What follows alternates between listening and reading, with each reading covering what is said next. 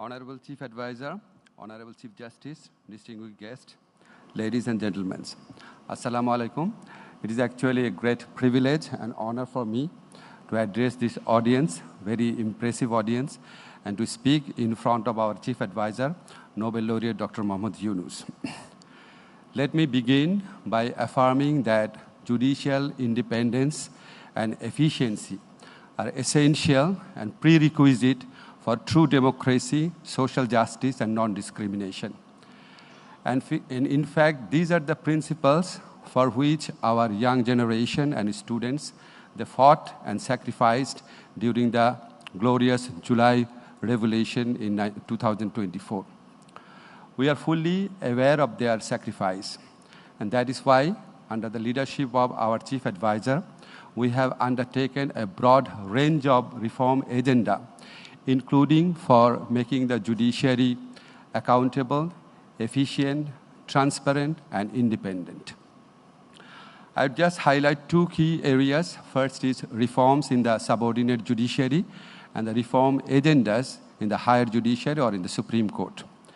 First, subordinate judiciary reforms, and in this area, in the last 10 months, we have actually focused on three priorities.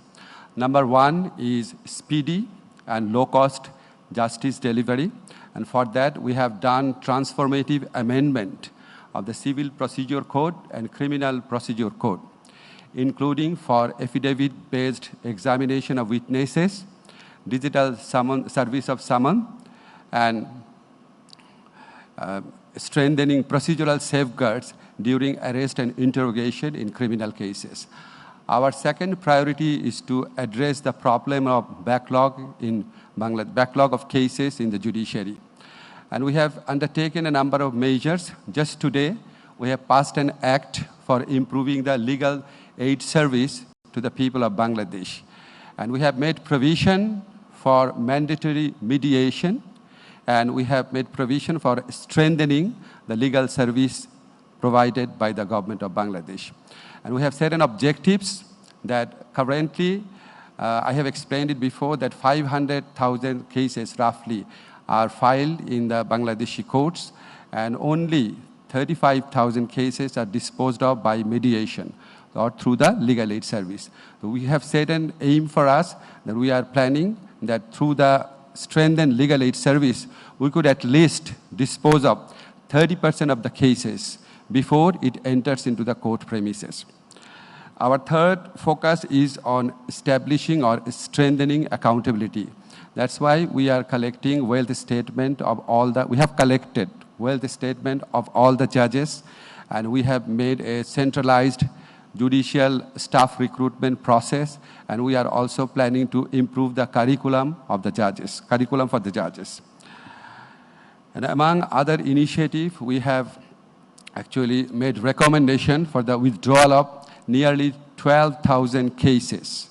And those cases were politically motivated and passed to suppress and filed to suppress the opposition.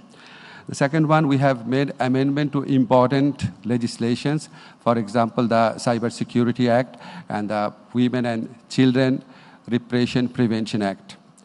We have also digitalized marriage, divorce deeds, and bail bond process.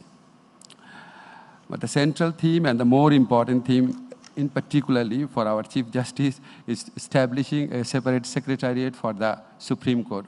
Of course, our government is committed to establishing a separate secretariat for the higher judiciary, and we understand this is actually essential for ensuring that the lower judiciary is free from the interference of the government. This is very much essential. If we can place the higher judiciary in control of the lower judiciary, it is expected that they will be free from political interference. But before that, my personal belief is that before that, we have to first ensure that the higher judiciary itself is immune from political interference. And you all know that in order to achieve that goal, we have already passed a law, and under that law, under the leadership of our Chief Justice, that law is passed, and that law provides for a specific appointment system of the higher judiciary judges in order to ensure that it is merit-based, transparent, and executive interference-free. So this is only a first step. But in order to fully achieve these objectives, some other additional measures have to be taken, in my opinion. And these are framing rules for confirmation of the additional judges, framing rules for elevation of the High Court judges to the Appellate Division, strict compliance of Code of Conduct, which is framed for higher judiciary judges, and amendment of Contempt of Court, and making rules for formation of benches in the Supreme Court. I had been a very outspoken civil society member, but I always feared when I went to any seminar when the central theme was the decision of the higher judiciary. Actually, I feared expressing my opinion against the wrongdoing of the higher judiciary judges, always. And I personally encountered, some of you are very well aware of that, I personally encountered higher judiciary judges who, instead of safeguarding my fundamental rights, took suo motu action to curb them. And many other free-thinking persons of Bangladesh, they have gone through the similar experiences. We don't want to return those days.